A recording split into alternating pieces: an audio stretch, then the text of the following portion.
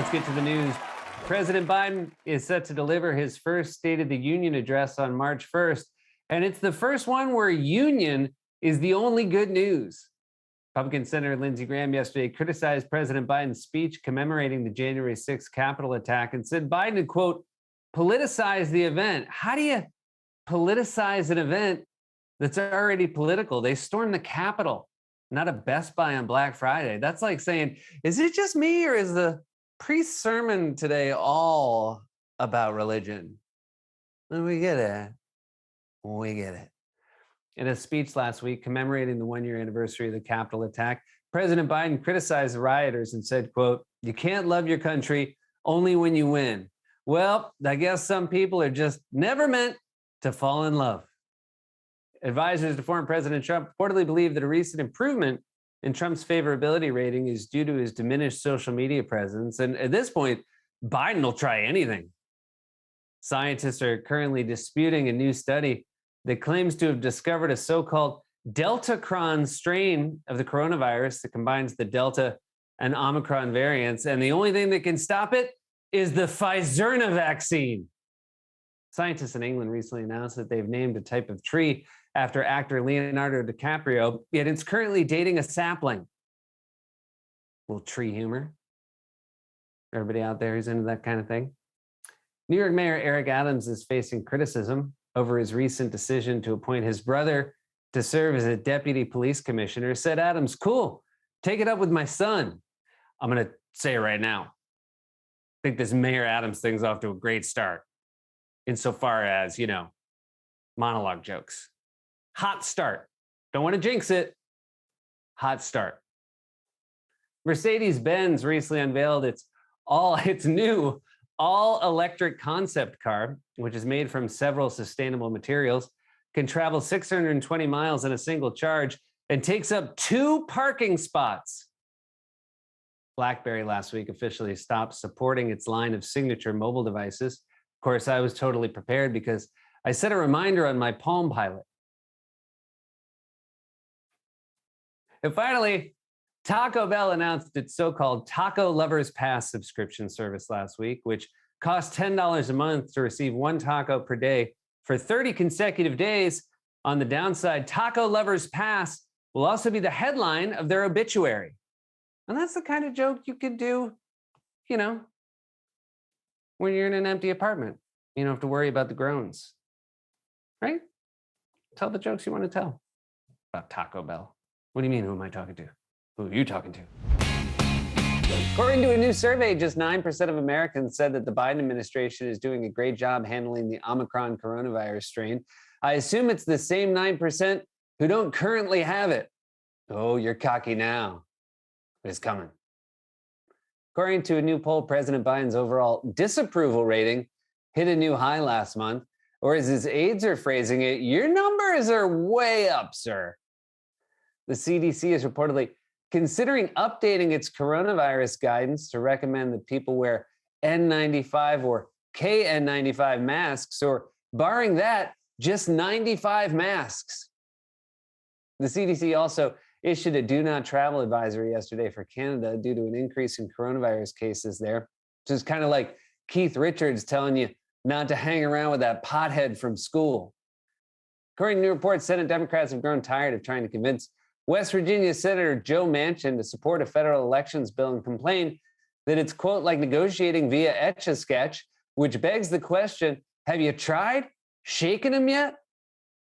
The federal government has reportedly approved Facebook for hundreds of new patents over the last few months for augmented and virtual reality technology they've created. It's great for escaping this hellish actual reality, which they also created. The makers of Goldfish have unveiled a new type of cracker that's 50% bigger than the original snack and specifically made for adults. Please, I'm a grown man, not gonna eat goldfish. Just had 2 string cheeses and a fruit roll-up. My tummy's a mess. According to a new documentary, Playboy founder Hugh Hefner's pet poodle was addicted to cocaine, though according to my eyes, all of them are.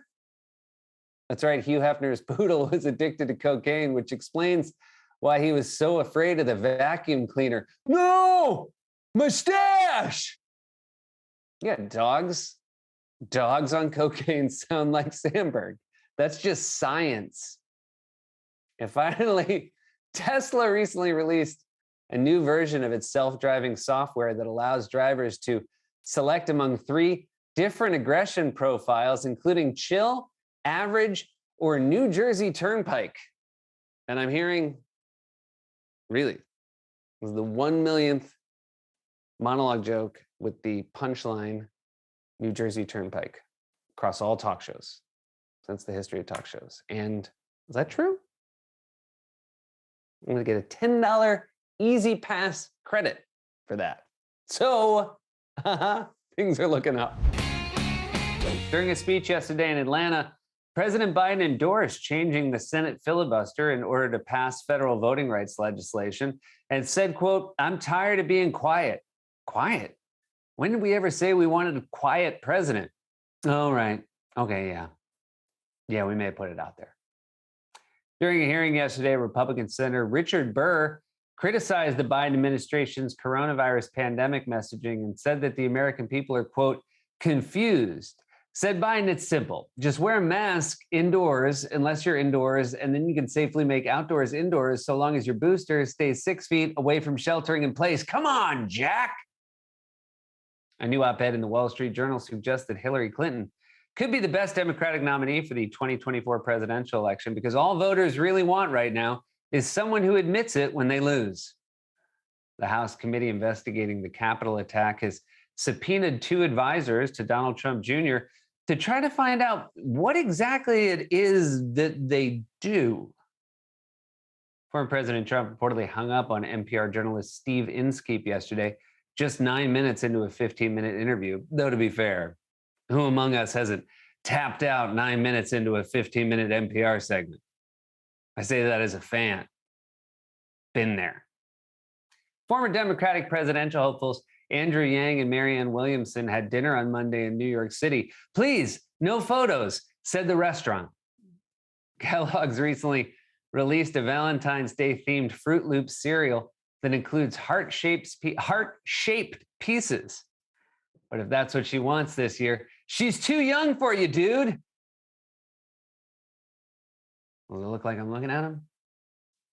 Because you guys know, in reality, I'm just looking at a wall. Amazon founder Jeff Bezos turned 58 years old today.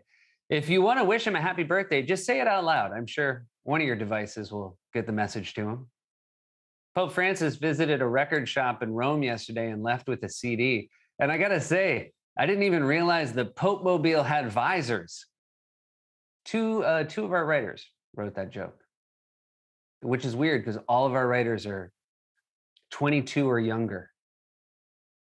And finally, the Girl Scouts have partnered with the delivery platform DoorDash to allow local troops to sell cookies through the app.